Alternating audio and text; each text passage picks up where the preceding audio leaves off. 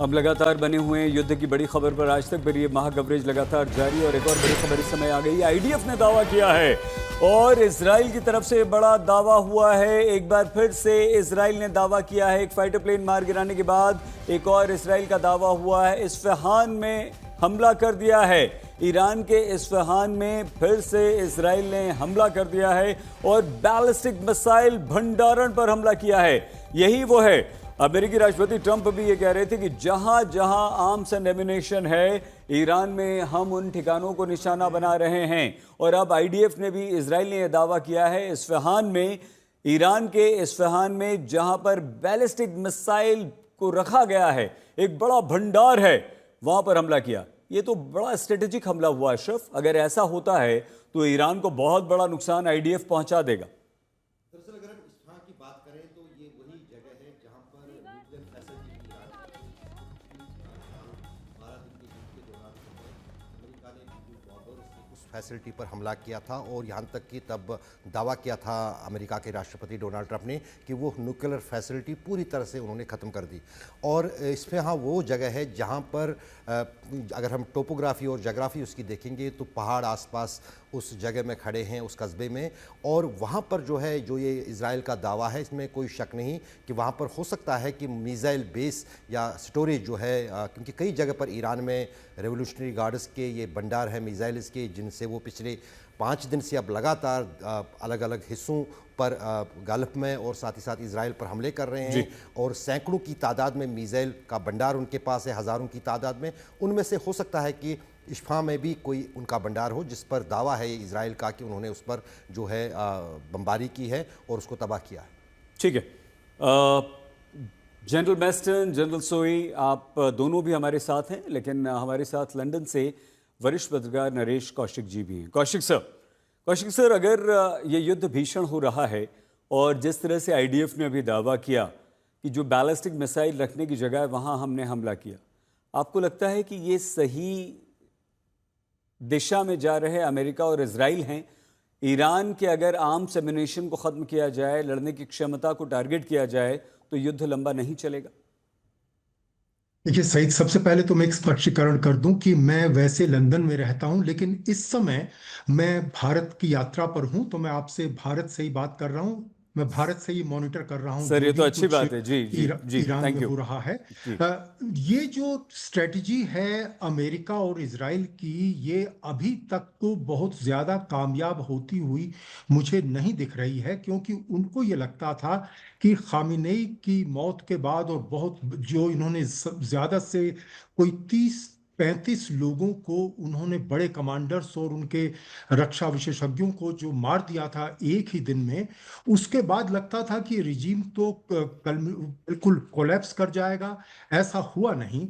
और जैसा कि आपने बताया कि आज एक विमान को गिराया है इजराइल ने, सर, इससे तो ये लगता है कि ईरान के विमान भी अभी सभी खत्म नहीं हुए हैं।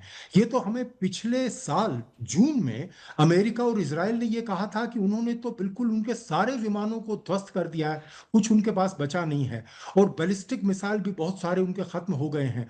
तो अब जो ये हमले हो रहे हैं उनको खत्म करने के लिए, इसके बावजूद ईरान खाड़ी के दूसरे देशों में हमले कर रहा है। इसके बावजूद वो इजराइल पर हमले कर रहा है। इसके बावजूद वो जितने भी अमेरिका के बेसिस हैं, मिलिट्री बेसिस, वहां हमले कर रहा है। तो इससे ये लगता है कि जो खामेनेई की जो स्ट्रेटेजी थी, जो उन्होंने 2025 में, यानी पिछले साल जो बनाई थी, उनको जब ये लग रहा था कि अमेरिका का हमला कभी और बड़ा भी हो सकता है, तो उन्होंने एक कई लेयर्स की एक स्ट्रेटेजी बनाई थी, जिसमें उसमें यह था कि अगर डिकैपिटेट कर दिया जाए लीडरशिप को, तो उसके बाद भी लीडरशिप बची रहे।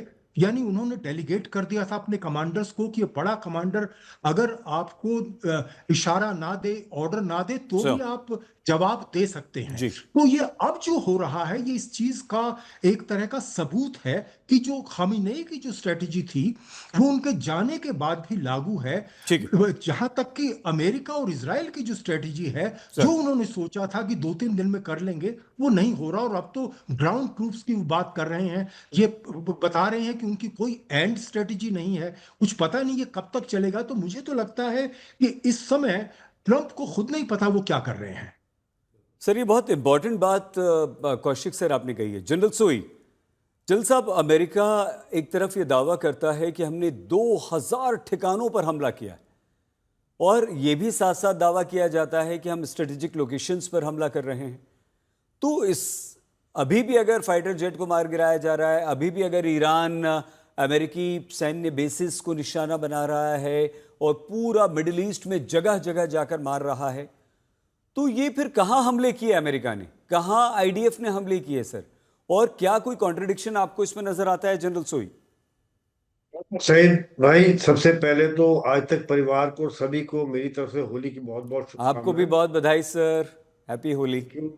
जी, दूसरी बात है, देखिए, एक मिलिट्री में हम कहते हैं या हमने एग्जांपल भी देखे अभी कि आप युद्ध शुरू कर सकते हैं, पर खत्म कब होगा इसका आप कोई गारंटी नहीं ले सकते। सर रशिया यूक्रेन का उदाहरण हमारे सामने है, बिल्कुल 4 साल हो गए। रशिया ने सोचा था 10 दिन में खत्म हो जाएगा, अभी तक 4 साल से युद्ध चल रहा है। दूसरी बात यह है कि अमेरिका ने भी सोचा था, जैसे अभी नरेश जी बता रहे थे, कि उनका जैसे टॉप लीडरशिप को खत्म कर दिया तो वहां पर रेजिम चेंज हो जाएगा और पूरा हमारे हाथ में सब बात आ जाएगी और इनका मनोबल टूट जाएगा। इस चीज का इम्कान इन लोगों को पहले से था, और जिसका कि उन्होंने बखूबी प्लान किया हुआ था। जैसे बाकी 2 पैनल से, उस पर मैं ज्यादा नहीं जाऊंगा, जिसका कि एग्जाम्पल देख रहे कर रहा है। जहां तक अमेरिका की स्ट्रेटजी के सवाल है, देखिए, इस समय में जो अमेरिका है, एक डायनामिक तो रखना पड़ता है आदमी को, कि जैसे जैसे माहौल बदली हो रहा है, तो इसमें मेरे हिसाब से सही स्ट्रेटजी है। क्योंकि जिस हिसाब से ईरान हमले कर पा रहा है मिसाइल और ड्रोन के द्वारा, इसमें अमेरिका की साख पर बहुत बड़ी चोट पहुंच रही है। सबसे अच्छा इलाज है एग्रेसिव होना। आप बचाने की कोशिश कर रहे हैं, 100% कोई भी नहीं रोक सकता। जी, ऐसे में आप उनकी मिसाइल साइट्स को, मिसाइल भंडारण को, ड्रोन के भंडारण को खत्म करें, यही कारण। लेकिन यहाँ पर भी देखिए, ईरान ने तैयारी की हुई है ज्यादातर बहुत गहराई में टनल में, जैसे इस्फहान है, जैसे बताते बाकी पैनल के, वो पहाड़ी इलाके में है, केव्स के अंदर है, चट्टान। जनरल सोई, एक बड़ी खबर आ गई है सर, उसके बाद आपसे बात करते हैं। सऊदी अरब में अरामको पर हमले की कोशिश। ये एक बड़ी तेल कंपनी है अरामको, और अमेरिकन कंपनी है, उस पर ये हमले की कोशिश आई है। तो ये बहुत बड़ी खबर इस समय की आ रही है। ड्रोन के द्वारा हमले का प्रयास हुआ है ईरान की तरफ से, लेकिन सऊदी अरब ने कहा है कि अरामको कंपनी को किसी तरह का कोई नुकसान नहीं पहुंचा है। तो अरामको रिफाइनरी को निशाना बनाने का प्रयास यहाँ पर ईरान की तरफ से किया गया है। ड्रोन के द्वारा यह हमला किया गया। ड्रोन हमले ज़्यादा इन मिडिल ईस्टर्न कंट्रीज़ में ईरान की तरफ से हो रहे हैं। सैन्य बेसिस पर वो मिसाइल मार रहा है, वहाँ मिसाइल से हमले कर रहा है, और उसके अलावा इस तरह के जो एस्टैब्लिशमेंट्स हैं जहाँ से पता चलता है कि अमेरिकन सोल्जर्स छिपे हुए हैं, वहाँ पर वो ड्रोन मारता है। कई सारी इमारतों को उसने नुकसान पहुँचाया है, और न सिर्फ बहरीन, कुवैत, बल्कि सऊदी अरब और यूएई में भी इस तरह की बिल्डिंग्स को उसने निशाना बनाया है। जनरल सोई सर, इस पर भी अपनी राय दीजिए और अपनी बात पूरी कीजिए सर, प्लीज। जी जी, बिल्कुल। तो मैं ये कहता कि एक तो अभी इन्होंने, यही कारण है कि अमेरिका मजबूर है कि B-1 B-2 बॉम्बर तक को लेके आए हैं, ताकि जहां जहां इन्होंने निशानदेही की हुई है उन टनल्स में उनके भंडारण को खत्म करें। क्योंकि जितनी जल्दी ईरान का स्टॉक खत्म होगा, उतनी जल्दी यह खतरा कम होगा। स्पीड एक तरफ वो खर्च कर रहे हैं, लेकिन उसको स्पीड को खत्म करने के लिए जरूरी है। दूसरी बात, ये जो अभी आपने बताई है सिचुएशन, देखिए, वो मिक्स का यूज कर रहे हैं। अभी आप ज्योग्राफी देखेंगे तो ओमान, सऊदी अरेबिया, कुवैत और ये दुबई, ये सब पर्शियन गल्फ के एकदम पार है, 120 से 150-200 किलोमीटर के अंदर है। यहाँ पर सी के साथ साथ चलते हुए ड्रोन्स आ जाते हैं, और इन जो वल्नरेबल टारगेट्स हैं उन पर हमला करने में सक्षम हो जाते हैं, बहुत बड़ी संख्या में आ जाते हैं। जो दूर हैं, इजराइल वाले हैं, या जहां पर मिलिट्री टारगेट, जैसे भी आप सही फरमा रहे थे, वहां पर ये बैलिस्टिक मिसाइल्स का इस्तेमाल कर रहे हैं, सुपरसोनिक, हाइपरसोनिक मिसाइल्स का इस्तेमाल कर रहे हैं, जिसके कारण उसका एक सामना नहीं। तो एक जहां पे मैं ये कह रहा हूँ, बहुत ही स्ट्रेटेजिक तरीके से, सोचे समझे तरीके से कर रहे हैं। ये कोई पहले कुछ मैं सुनता था कि लोग ये डेस्परेट है, डेस्परेट नहीं है, बहुत सोची समझी। और जैसे अभी आप देखिए कि वो तेल को एक हथियार के तौर पे यूज कर रहे हैं। अरामको रिफाइनरी पे हमला, कतर की LNG प्लांट पर हमला, और गल्फ ऑफ हॉर्मुज को बंद करना। दुनिया में तेल के कीमतों में आग लग गई है, शेयर मार्केट क्रैश हो गए। तो यहाँ पर इकोनॉमिक प्रेशर भी डाला जा रहा है एक तरह से, जिसको कहते हैं आर्म ट्विस्टिंग, कि भैया सीधे उंगली से घी नहीं निकलेगा तो उंगली टेढ़ी करूंगा। अलग अलग तरीके लगा रहे हैं, बहुत ही जबरदस्त एक तरह से प्लान तरीके से काम हो रहा है। ये मेरे हिसाब से ये हवा में या डेस्परेट अटेम्प्ट नहीं लग रहा है सही में। राइट सर, जनरल सोई। जनरल मेस्टन, जनरल मेस्टन, एक जनरल होने के नाते, एक फौजी होने के नाते हम आपसे ये समझना चाहते हैं सर कि 40 टॉप कमांडर्स को अमेरिका ने मार गिराया, ईरान के ये दावा किया, उसके अलावा सुप्रीम लीडर को मार गिराया।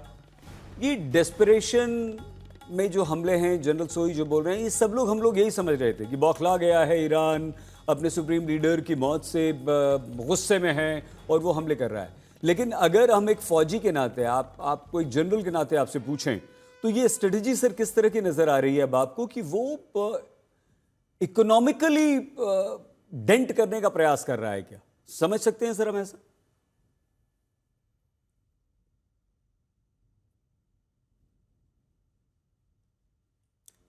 सर अनम्यूट कर लीजिए प्लीज, हम आपको सुन नहीं पा रहे हैं।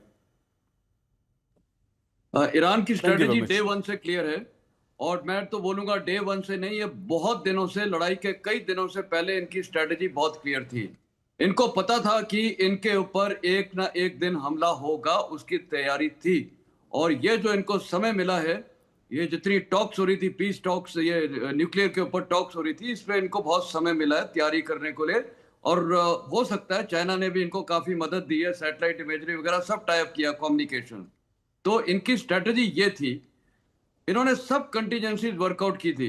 इनको ये भी पता था कि टॉप लीडरशिप का खात्मा हो सकता है, तो इन्होंने हर कंटीजेंसी को वर्कआउट करते हुए सारे ऑप्शंस चुन लिए थे और सबको ब्रीफ कर दिया गया था। खास कर देखिए, इनकी सबसे बड़ी ताकत और एसेट क्या है, वो है ड्रोन्स और ये क्या नाम, ड्रोन्स और बैलिस्टिक मिसाइल्स और क्रूज मिसाइल, ये सबसे बड़ी ताकत है। जनरल मेस्टन, एक बड़ी खबर आ गई है, यूएई के फुजराह के पास भी धमाका, मतलब ईरान ने एक और हमला किया है। ब्रिटिश तेल टैंकर को निशाना बनाया। देखिए, ये अभी अरामको रिफाइनरी, ऑयल रिफाइनरी को निशाना बनाया और अब यूएई की फुजराह के पास ये धमाका किया गया है और ब्रिटिश तेल के टैंकर को यहां निशाना बनाया गया है। जनरल मेस्टन सर, प्लीज बात पूरी कीजिए और इस पर भी बताइए कि ये किस तरह की स्ट्रेटेजी अब ईरान की तरफ से आप देख रहे हैं।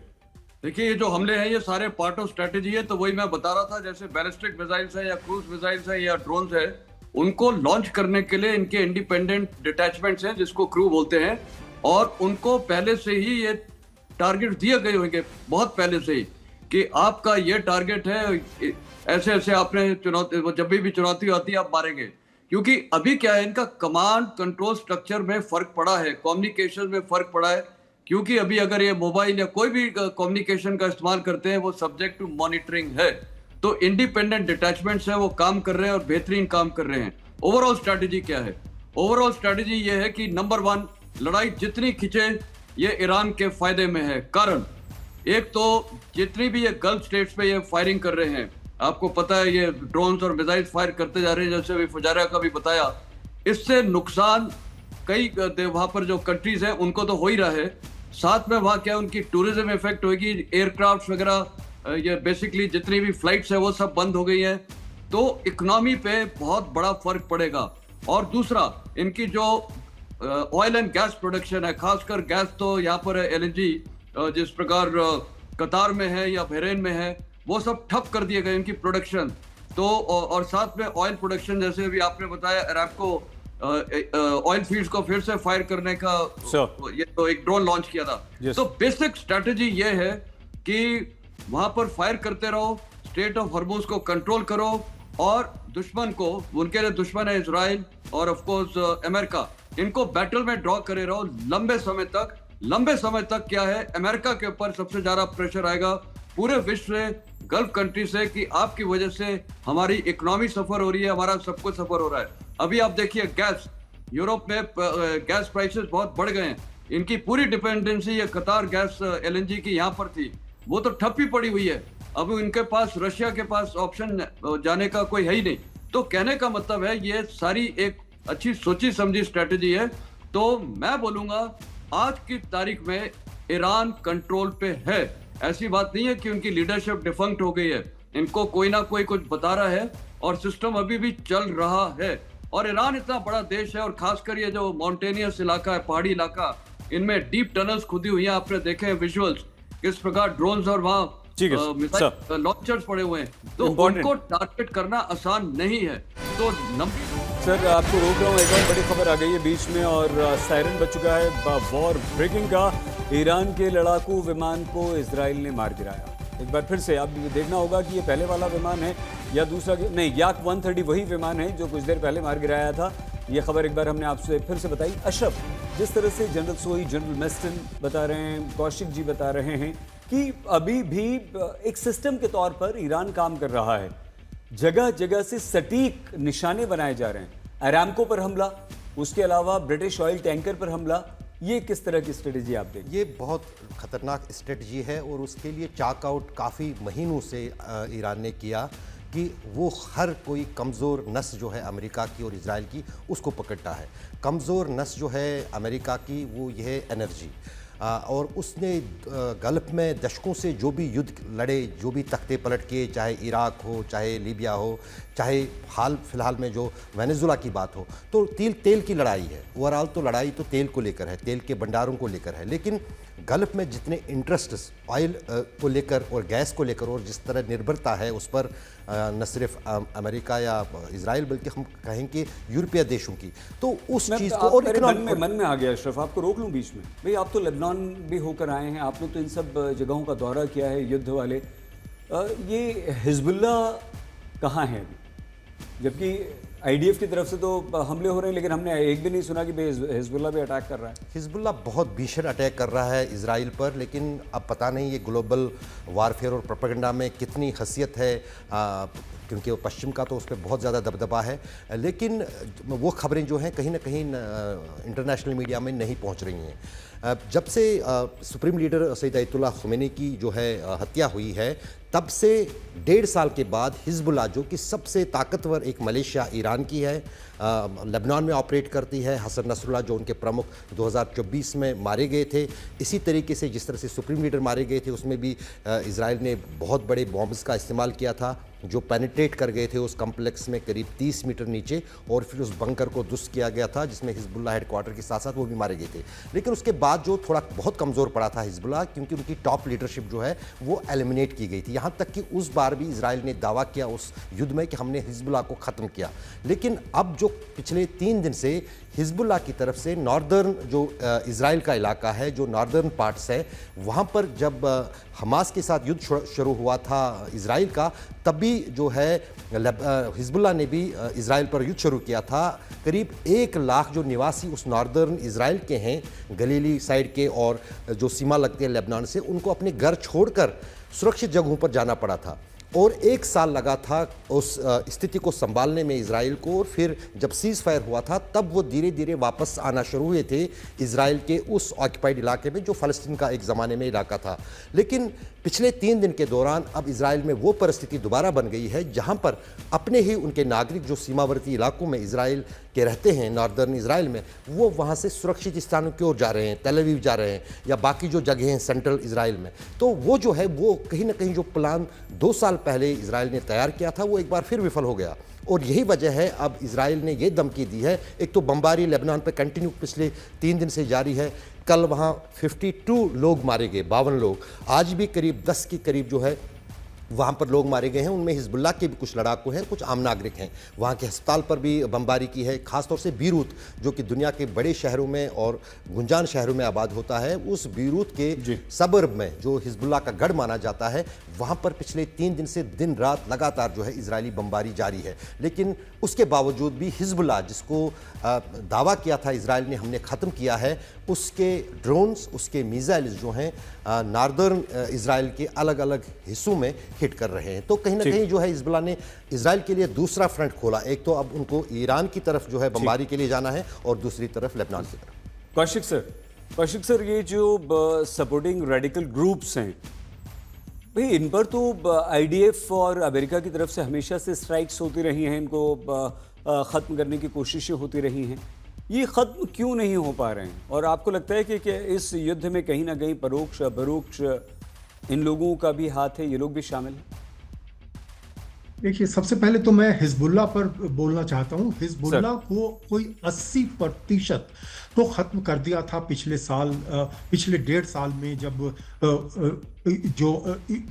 इसराइल पर जो हमला किया था हमास ने, उसके बाद से जो उसने लेबनान पर जिस तरह से भीषण हमला किया, 2024 में ही काफी उनको तहस नहस करीब करीब कर दिया था। कोई 20% के करीब लेकिन वो जरूर बचे थे, कुछ उनके मिसाइल और वो भी ड्रोन भी बचे थे, लेकिन कोई इतनी बड़ी तादाद में वो नहीं है कि वो कोई इसराइल को बहुत बड़ा खतरा महसूस कर सके। ये जरूर हुआ है कि अब उन्हें लगा है, जो भी बचे खुचे जो हिजबुल्लाह के जो फाइटर हैं, उनको ये लगा है कि अब ये समय है, जो भी हमारे पास बचा है उस सब से मिलकर हम हमला करें इसराइल के ऊपर। और उसका जवाब इसराइल लगातार दे रहा है, और लेकिन उतनी बड़ी फोर्स अब हिजबुल्लाह नहीं है जितनी बड़ी वो फौज पहले थी। तो ये बात हमें माननी चाहिए। दूसरी बात जो है, जो अमेरिका की जो स्ट्रेटजी है, अमेरिका की, आपको याद होगा कोलिन पावल ने एक डॉक्ट्रिन दिया था जिसके हिसाब से आपको कोई भी लड़ाई तब शुरू करनी चाहिए जब आप बाकी सारे, यानी लड़ाई सिर्फ लास्ट रिसोर्ट होना चाहिए। इससे पहले आप जितने आर्थिक रूप से, राजनीतिक रूप से, कूटनीतिक रूप से तमाम कोशिशें कीजिए लड़ाई रोकने की। दूसरी बात उसमें, उस स्ट्रेटेजी में ये थी कि आप अपनी जनता को अपने साथ लें। तीसरी बात ये थी कि आपकी एक एंड स्ट्रेटेजी होनी चाहिए, यानी लड़ाई कब रोकनी है यह आपके हाथ में होना चाहिए। और ये इनमें से तीनों में से कोई भी चीज नहीं दिख रही। बिल्कुल सर, ये मैं आपको रोक रहा हूँ कौशिक सर, और आपसे बात करूंगा, लेकिन सबसे इंपॉर्टेंट बात यही है कि अब ये बात कहीं से नहीं आ रही, जनरल मेस्टन, जनरल सोई, कि ये लड़ाई खत्म कैसे होगी। नो, कोई ट्रूस नहीं है, कोई बातचीत नहीं है, कुछ भी नहीं है।